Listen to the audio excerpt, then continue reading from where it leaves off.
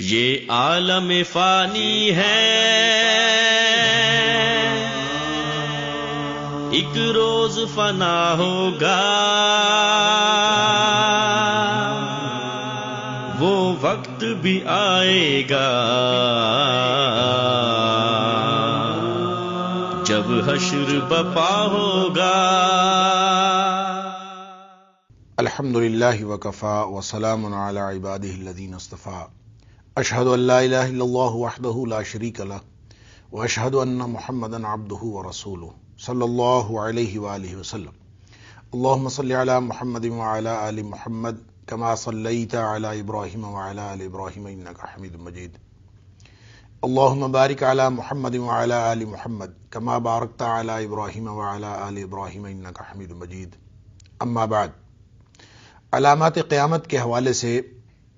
ناظرین کرام ہماری گفتگو کا سلسلہ جاری ہے، اور گزشتہ پروگرام کے آخر پہ ہم جس حدیث کا جائزہ لے رہے تھے اور جس قیامت کی نشانی کا جائزہ لے رہے تھے، اس کا تعلق ناظرین کرام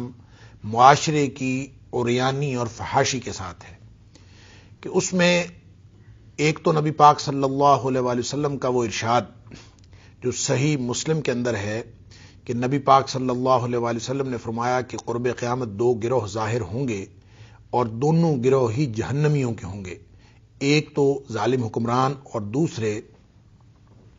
وہ خواتین جو لباس پہننے کے باوجود برہنہ نظر آئیں گی اور لوگوں کو اپنی طرف مائل کرنے والی اور خود بھی دوسروں کی طرف مائل ہونے والی، اور پھر اپنے سر کے بالوں کو اس طرح سے بنانے والی کہ وہ ایک طرف کو جھکے ہوئے ہوں، اور فرمایا کہ ایسی خواتین کبھی بھی جنت میں داخل نہیں ہوں گی، لا يدخلن الجنت، یہ کبھی بھی جنت میں داخل نہیں ہوں گی، ولا یجدن ریحھا، اور اس کی خوشبو بھی نہیں پائیں گی، جبکہ اس کی خوشبو جو ہے وَإِنَّ رِيحَهَا لَيُوجَدُ مِن مَسِيرَةِ كَذَا وَكَذَا، نبی پاک صلی اللہ علیہ وآلہ وسلم نے فرمایا حالانکہ جنت کی خوشبو جو ہے وہ بہت دور دور تک پھیلی ہوئی ہوگی، اس کے باوجود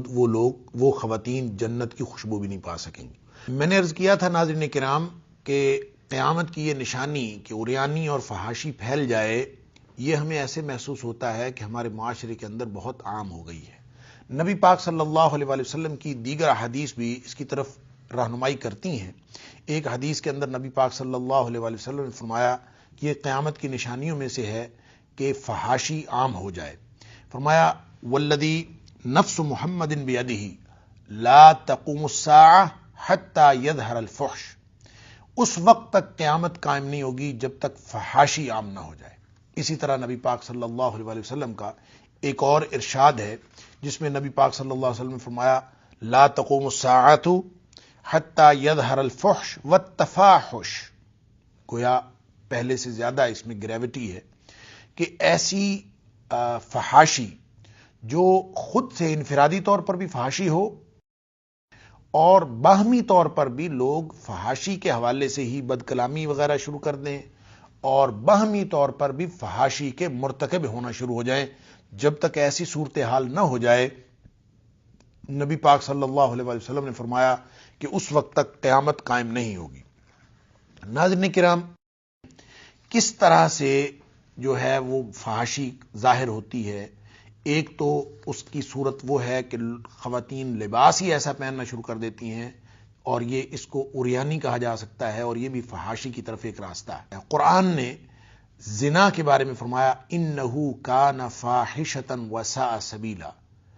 یہ جو بے حیائی ہے، یہ جو زنا ہے، یہ بے حیائی کی طرف جاتا ہے، اور بے حیائی تو ہے ہی برا راستہ۔ تو بے حیائی کس طرح سے شروع ہوتی ہے؟ یہ فحاشی کہاں سے شروع ہوتی ہے؟ جہاں پہ حیا ختم ہو جاتا ہے وہاں پہ فحاشی اور عریانی اس کی جگہ لے لیتی ہے۔ ترمذی شریف کی ایک حدیث ہے، نبی پاک صلی اللہ علیہ وآلہ وسلم نے فرمایا یہ ہو ہی نہیں سکتا کہ کوئی معاشرہ جس کے اندر بے حیائی آ جائے اور وہ اس معاشرے کو خراب نہ کرے، اور اسی طرح کوئی معاشرہ ہو نہیں سکتا کہ اس کے اندر حیا ہو اور وہ معاشرہ اس کو مزین نہ کر دے وہ حیا۔ تو اس کا مطلب ہے کہ معاشرے کا جو عمومی تصور ہے اور معاشرے کا جو عمومی تاثر ہے، اس کے اندر حیا یا حیا کی عدم موجودگی اس کا بہت بنیادی رول ہے۔ اسی طرح ایک بخاری اور مسلم شریف کی حدیث ہے کہ نبی پاک صلی اللہ علیہ وآلہ وسلم نے فرمایا ان من اشراط الساعۃ یرفع العلم ویظہر الجہل، کہ قیامت کی نشانیوں میں سے یہ بھی ہے کہ علم اٹھا لیا جائے گا اور جہالت پھیل جائے گی، وَيَفْشَوُ الزِّنَا وَيُشْرَبَ الْخَمْرُ، اور اس میں آپ نے دو نشانیاں یہ بھی بیان فرمائی، زنا عام ہو جائے گا، یعنی بدکاری اور فحاشی اس قدر عام ہوگی کہ گویا لوگ بدکاری کے عملاً مرتکب ہوں گے، وَيَفْشَوُ الزِّنَا، بدکاری عام ہو جائے گی، وَيُشْرَبَ الْخَمْرُ، اور شرابیں پی جائیں گی۔ تو ناظرین کرام، یوں لگتا ہے کہ شاید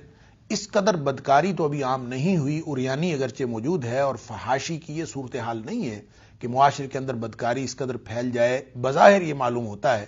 لیکن نبی پاک صلی اللہ علیہ وسلم کی کچھ اور احادیث کا ہم اس سلسلے میں جائزہ لیتے ہیں، جس سے بات اور واضح ہو جائے گی، اور قیامت کی یہ نشانی کیا اس دور میں پوری تو نہیں ہو رہی، اس حوالے سے ہمیں پوری آگہی حاصل ہو جائے گی۔ ایک حدیث میں نبی پاک صلی اللہ علیہ وسلم نے یہ ارشاد فرمایا، یہ مستدرک حاکم کی روایت ہے اور امام حاکم نے اس کو صحیح کہا ہے، اگرچہ اس کے اندر جو علامہ البانی ہیں اس کا نقطہ نظر تھوڑا مختلف ہے، انہوں نے اس حدیث کے اندر ضعف کا ذکر کیا ہے، لیکن امام حاکم نے اس حدیث کو صحیح کہا، اور دیگر احادیث بھی اس حدیث کی تائید کرتی ہیں۔ حضرت ابو ہریرہ رضی اللہ تعالی عنہ راوی ہیں، اور نبی پاک صلی اللہ علیہ وسلم نے فرمایا، لا تقوم الساعۃ حتی لا یبقى علی وجہ الارض احد للہ فیہ حاجہ، اس وقت تک قیامت قائم نہیں ہوگی جب تک زمین میں، یعنی ایک ایسا وقت آ جائے گا کہ جب تک یہ صورتحال پیدا نہ ہو کہ زمین میں ایک بھی آدمی ایسا نہیں رہے گا جس کی اللہ کو ضرورت ہو، گویا سب اس قدر برے ہو جائیں گے، اس قدر برائیوں میں مبتلا ہو جائیں گے کہ ایک بھی فرد، ایک بھی شخص ایسا نہیں رہے گا کہ اللہ کو اس کی ضرورت ہو۔ پھر نبی پاک صلی اللہ علیہ وسلم نے اس کی مزید تشریح فرمائی کہ وَحَتَّى تُوجَدَ الْمَرْأَةُ نَهَارًا جِهَارًا تُنْكَحُ وَسَطَ الطَّرِيقِ، کہ ایک وقت یعنی وہ وقت جو اتنی بری صورتحال ہوگی وہ ایسی ہوگی کہ کوئی شخص جو ہے وہ کسی خاتون کے ساتھ دن دہاڑے سب کے سامنے جو ہے عین راستے کے بیچ وہ کسی کے ساتھ بدکاری کا مرتکب ہوگا، انا للہ و انا الیہ راجعون۔ پھر نبی پاک صلی اللہ علیہ وسلم نے فرمایا کہ اس کے باوجود کہ وہ نہارن جہارن بالکل سامنے، سب کے سامنے جو ہے، تن کا وسط الطریق، راستے کے درمیان میں جو ہے وہ کسی سے تعلق قائم کرے گا اور لوگ اس کو نہیں روکیں گے، فرمایا لا ينکر ذلک احد، اس کو ایک بھی روکنے والا باقی نہیں بچے گا۔ معاشرے کی صورتحال اس قدر بھیانک ہو جائے گی اور اس قدر لوگ عریانی اور فحاشی میں مبتلا ہو جائیں گے کہ بدکاری بیچ چوراہے کے ہو رہی ہوگی اور کوئی شخص اس کو روکنے والا نہیں ہوگا۔ پھر نبی پاک صلی اللہ علیہ وسلم نے فرمایا، نہ تو کوئی روکنے والا ہوگا، ولا ينکر ذلک احد ولا یغیرہ، نہ کوئی اس کو برا ہی کہنے والا کوئی ہوگا کہ یہ کہے کہ بھئی تم بہت برا کر رہے ہو۔ پھر فرمایا فیکون امثلہم یومئذ الذی یقول، اس دن سب سے زیادہ بہترین آدمی وہ ہوگا، ان میں سب سے اچھا آدمی وہ ہوگا جو اس بدکاری کے مرتکب شخص کو یہ کہے گا، لو نحیتھا عن الطریق قلیلا، کہ اس بدکاری کے مرتکب شخص سے وہ کہے گا کہ تو کچھ راستے سے ہی ہٹ جاتا، یعنی یہ نہیں کہے گا کہ بدکاری نہ کر، بلکہ اس کو کہے گا کہ تو نے اگر یہ منہ کالا کرنا ہی تھا تو یہ سب کے سامنے تو نہ کرتا، اس کو کہیں تو الگ راستے سے تھوڑا سا ہی ہٹ جاتا، لو نحیتھا عن الطریق قلیلا، تھوڑا سا ہٹ جاتا۔ نبی پاک صلی اللہ علیہ وآلہ وسلم نے فرمایا کہ اس وقت، اس دور میں، یعنی اتنا بدترین دور ہوگا معاشرے کے اندر عریانی، فحاشی اور بدکاری کے ارتکاب کے حوالے سے، کہ جو شخص یہ بات کہہ دے ان کو کہ تم ہٹ جاؤ، یعنی لوگ کہنے والے ہی نہیں ہوں گے، برائی کو برائی کہنے والا ہی باقی نہیں بچے گا۔ تو اس کا مطلب یہ ہے ناظرین کرام کہ لوگوں کے دلوں میں ایمان نہیں ہوگا، وگرنہ اگر ایمان ہو، جیسا کہ گزشتہ پروگرام میں عرض کر رہا تھا کہ لوگوں کے دلوں میں ایمان اور ایمانت داری، امانہ بالکل ختم ہو جائے گی، تو یہ اسی کا ایک مظہر ہے کہ لوگ بدکاری کو قبول کرنا اور اس کے ساتھ کمپرومائز کرنا شروع کر دیں گے۔ نبی پاک صلی اللہ علیہ وسلم نے فرمایا، صرف یہ کہہ دینے والا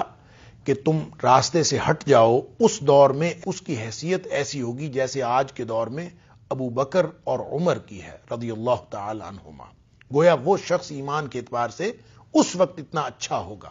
حالانکہ نبی پاک صلی اللہ علیہ وسلم کا فرمان ہے کہ اگر دل میں ایمان ہو تو ایمان تو یہ تقاضا کرتا ہے فمن رآ منکم منکرا فلیغیرہ بیدہ، جس کے دل میں ذرہ بھر بھی ایمان ہے اس کا ایمان کا تقاضا یہ ہے کہ جب وہ کوئی برائی ہوتا دیکھے تو برائی کو اپنے ہاتھ سے روک دے. فإن لم يستطع فبلسانہ، اگر اس کے پاس اتنی طاقت نہیں ہے کہ وہ اپنے ہاتھ سے کسی برائی کو روکے تو کم از کم زبان سے تو روکے. فإن لم يستطع، اور اگر اتنی بھی اس کے اندر اخلاقی جرت نہیں ہے کہ وہ زبان سے کسی کو روک سکے، فبقلبہ، تو کم از کم دل سے برے کو برا تو کہے، دل سے برائی کو برائی تو جانے. اور اگر اس نے دل سے برائی کی نفرت بھی اس کے دل سے ختم ہو گئی تو گویا ایمان رخصت ہو گیا. نبی پاک صلی اللہ علیہ وآلہ وسلم کا فرمان ہے وَذَلِكَ أَضْعَفُ الْإِيمَانِ، ایمان کا کمزور ترین درجہ یہ ہے کہ آدمی برائی کو اور بے حیائی کو برائی اور بے حیائی سمجھے اور اس کے ساتھ نفرت کرے. برائی کی نفرت دل سے نکل جانا گویا ایمان کے رخصت ہو جانے کی علامت ہے. یوں جب جس قیامت کی نشانی کا ذکر نبی پاک صلی اللہ علیہ وآلہ وسلم نے فرمایا کہ معاشرے کے اندر عریانی اور فحاشی اور بدکاری کا ارتکاب اس قدر پھیل گیا ہوگا کہ کوئی شخص کسی کو روکنے والا نہیں ہوگا، حتیٰ کہ بیچ چوراہے کے بھی اگر بدکاری کا ارتکاب ہو رہا ہوگا تو کوئی شخص اس کو روکنے والا نہیں ہوگا. یوں بظاہر محسوس ہوتا ہے کہ ہمارے معاشرے میں ابھی یہ صورتحال نہیں آئی کہ لوگ یوں بیچ چوراہے کے بدکاری کے مرتکب ہوں، اور ایسے ہی لگتا ہے کہ عریانی اور فحاشی کے بارے میں کوئی ورسٹ، کوئی زیادہ بدترین صورتحال ابھی اللہ تعالیٰ ہمیں معاف فرمائے پیدا ہونے والی. چند دیگر احادیث کا بھی جائزہ لیتے ہیں اور پھر بات اور واضح ہو جائے گی کہ اس نشانی کا ہمارے موجودہ دور کے ساتھ کیا تعلق ہے. ناظرین کرام، بدکاری کا مطلب صرف یہ نہیں ہے کہ کوئی شخص اس بدفعلی کا مرتکب ہو جو اس راستے کی انتہا ہے، بلکہ اس سے پہلے بھی جو چیزیں بدکاری کی طرف رہنمائی کرتی ہیں وہ ساری کی ساری بدکاری میں شامل ہیں. نبی پاک صلی اللہ علیہ وآلہ وسلم کا فرمان ہے. اب اس فرمان کی روشنی میں ہم دیکھ سکتے ہیں کہ ہمارے اندر یہ بدکاری کا ارتکاب کس قدر ہے. حضرت ابو ہریرہ رضی اللہ تعالیٰ عنہ راوی ہیں، صحیح ابن حبان کی یہ روایت ہے اور امام مسلم کی شرائط کے مطابق یہ صحیح. نبی پاک صلی اللہ علیہ وسلم نے فرمایا العینان تزنیان، کہ بدکاری جو ہوتی ہے یہ صرف وہ نہیں ہے کہ جو اب اس کی ٹرو سینس کے اندر جو اس کی حقیقی جو اس کی گریوٹی ہے اس کو مد نظر رکھا جائے، صرف وہ بدکاری نہیں ہے، بلکہ فرمایا اس سے پہلے کے جتنے بھی عوامل ہیں جو اس اصلی گمراہی اور بدکاری کی طرف لے کے جاتے ہیں، بدکاری کے ارتکاب کی طرف لے کے جاتے ہیں، یہ سارے کے سارے بدکاری میں شامل ہیں. فرمایا العینان تزنیان، انسان کی آنکھیں بھی بدکاری کرتی ہیں، زنا کرتی ہیں. پھر فرمایا واللسان یزنی، اور انسان کی جو زبان ہے یہ بھی بدکاری کی مرتکب ہوتی ہے. پھر فرمایا والیدان تزنیان، انسان کے ہاتھ بھی بدکاری کے مرتکب ہوتے ہیں. والرجلان تزنیان، اور جو انسان کے پاؤں ہیں وہ بھی بدکاری کے مرتکب ہوتے ہیں. اندازہ فرمائے ناظرین کرام، آنکھیں بھی بدکاری کرتی ہیں، گویا بد نظری آنکھوں کی بدکاری، اور زبان بھی بدکاری کرتی ہے. جیسے دوسری حدیث میں نے عرض کی، نبی پاک صلی اللہ علیہ وآلہ وسلم نے فرمایا کہ لا تقوم الساعة حتى يظهر الفحش والتفاحش، اس وقت تک قیامت قائم نہیں ہوگی جب تک بے حیائی ظاہر نہ ہو جائے، والتفاحش، اور باہمی بے حیائی، باہمی فحاشی، اور باہمی فحاشی سے مراد دیگر باتوں کے علاوہ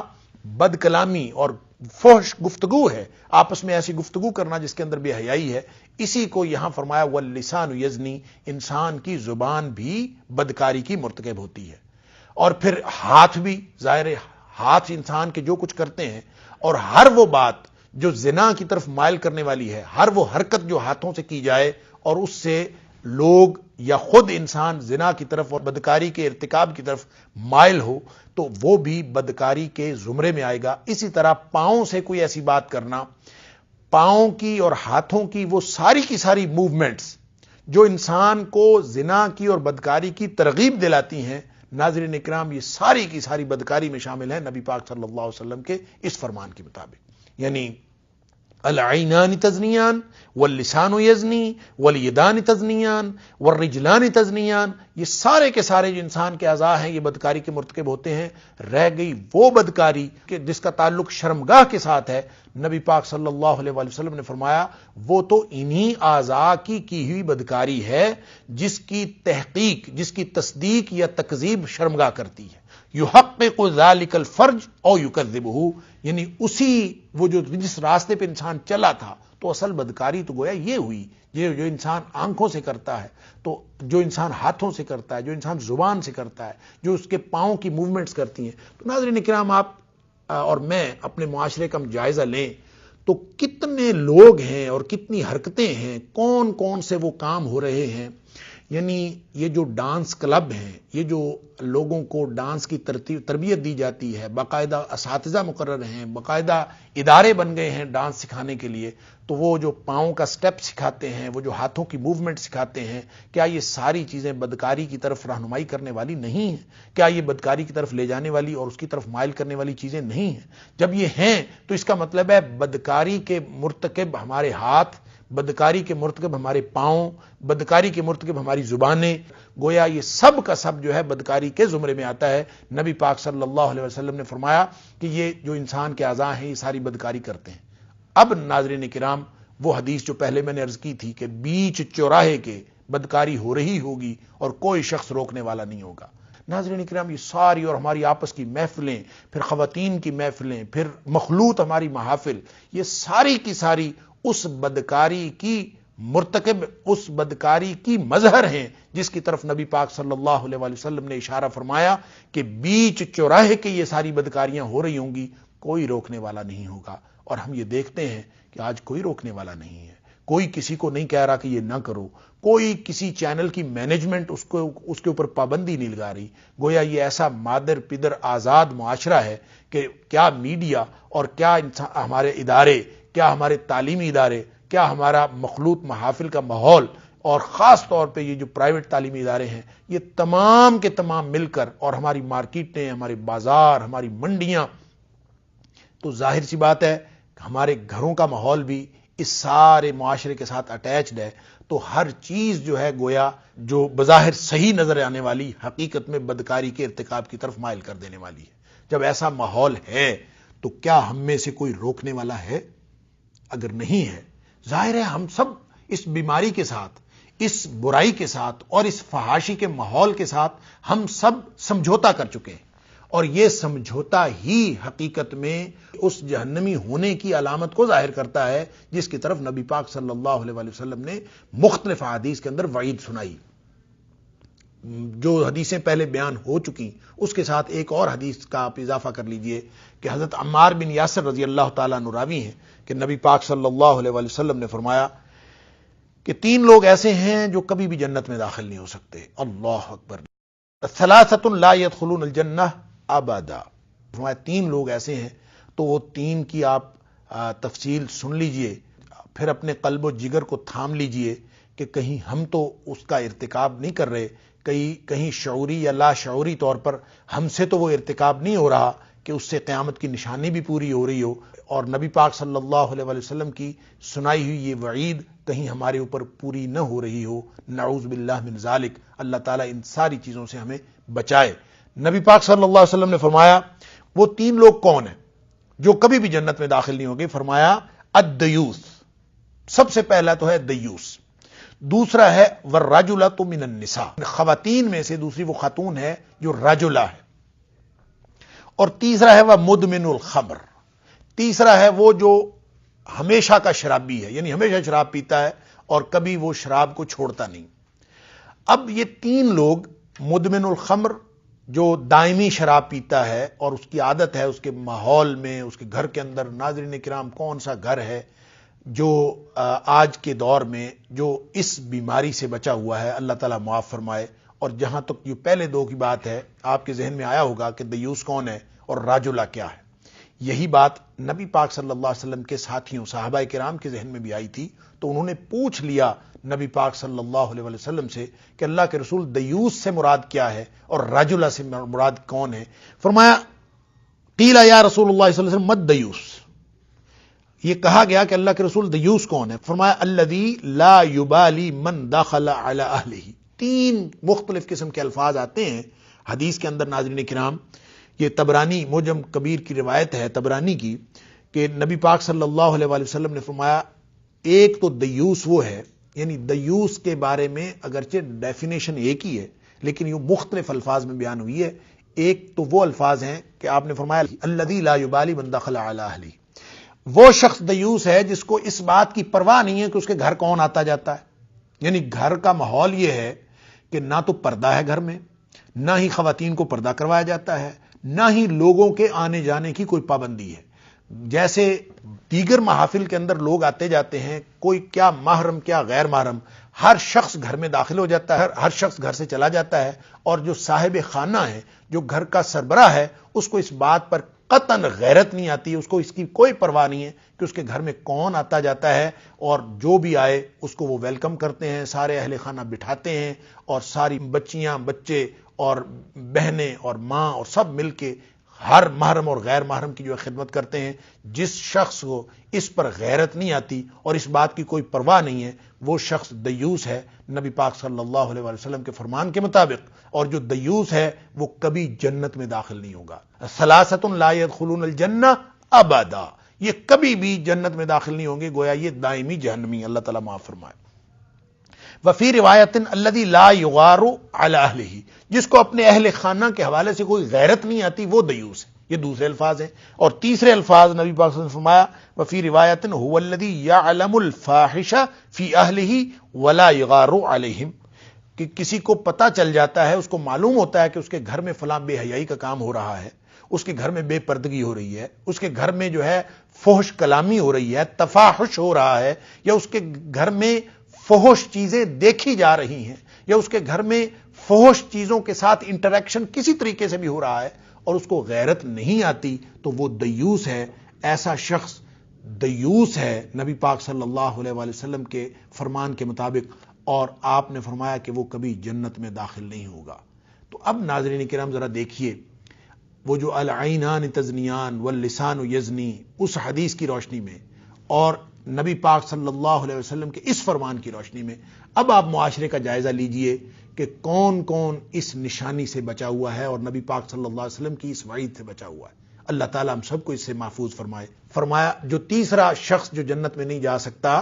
کبھی بھی، اس کے بارے میں نبی پاک صلی اللہ علیہ وسلم فرمایا وہ عورت ہے. والرجل من النساء، اور راجلہ اس خاتون کو کہتے ہیں. نبی پاک صلی اللہ علیہ وسلم نے خود ہی بیان فرمائی کہ راجلہ وہ خاتون ہے جو مردانہ مشابہت اختیار کرتی ہے، یعنی مردانہ وار وہ معاشرے میں نکلتی ہے، بالوں کی کٹنگ مردوں کی طرح ہے، یا لباس جو ہے وہ مردوں کی طرح پہن کے چلتی ہے. فرمایا والرجلۃ من النساء التي تتشبہ بالرجال،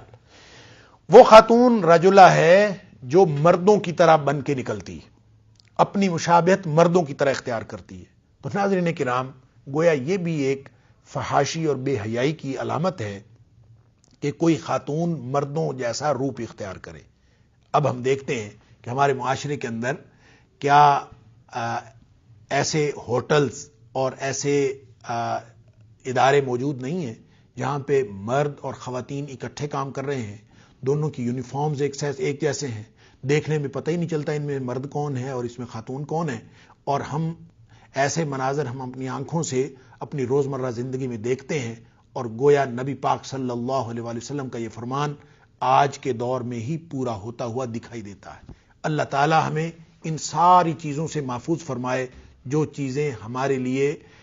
جنت کی بجائے جہنم میں جانے کا باعث ہیں، اور اللہ تعالی ہمیں ویسی زندگی گزارنے کی توفیق عطا فرمائے جو اللہ کو پسند ہے، اور یہی علامات قیامت کی ان نشانیوں کے بیان کا مقصد ہے. اللہ تعالی ہمیں کما حقہ نصیحت حاصل کرنے کی توفیق عطا فرمائے. وآخر دعوانا ان الحمدللہ رب العالمین. سوچا بھی کبھی تو نے کیا حال تیرا ہوگا، پیوست تیرے دل میں جب تیر قضا ہوگا، آئے گی قیامت جب اٹھ جائیں گے سب پردے، دیکھیں گی وہ آنکھیں جو کانوں نے سنا ہوگا، یہ عالم فانی ہے ایک روز فنا ہوگا، وہ وقت بھی آئے گا جب حشر بپا ہوگا۔